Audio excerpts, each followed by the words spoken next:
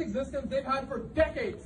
That means they go home to the poisoned soil, the poisoned rivers. That means they get to go back to live the same life of subsistence they've been living this whole time.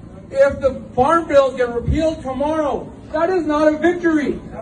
This battle begins with the repeal of the farm bills. It does not end there. If anybody tells you that this battle is going to end with the repeal of the farm bills, that is because they're trying to drain energy from this movement. They're trying to tell you that you are separate from Punjab and that you are separate from the Khalistan movement. You are not.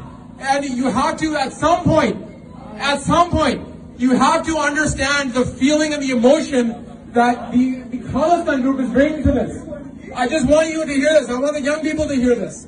The reason why the Khalistani people are so passionate about this is because 40, 50 years later, we are seeing the truth that they predicted in the 1970s. In the 1970s, they wanted an independent land so that we wouldn't have to live through this movement. So my request to all of the young people here is don't close your eyes to each other, don't close your hearts, don't close your minds to each other. If you see somebody with a sign that you don't understand, that has this bad word Khalistan on it, ask questions, learn, understand what's going on and why those people are here. Nobody wanted to become a Kharku. Nobody wanted to become a terrorist. I lost my chacha in the 90s because he became a Kharku. Nobody wants to leave home. Nobody wants to become anonymous. Nobody wants to die young. Why would they do that? Ask the question, why somebody would leave home to become a Kharku, to become part of this independence movement, unless they were under so much pain and so much oppression that they couldn't live in their own homeland anymore.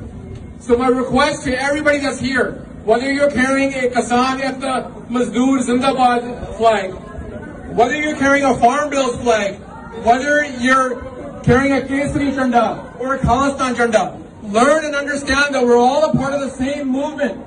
We need knowledge, we need open hearts, and we need open minds to each other first. Because we're being fed divisive language. We're being fed language that's separating us from each other.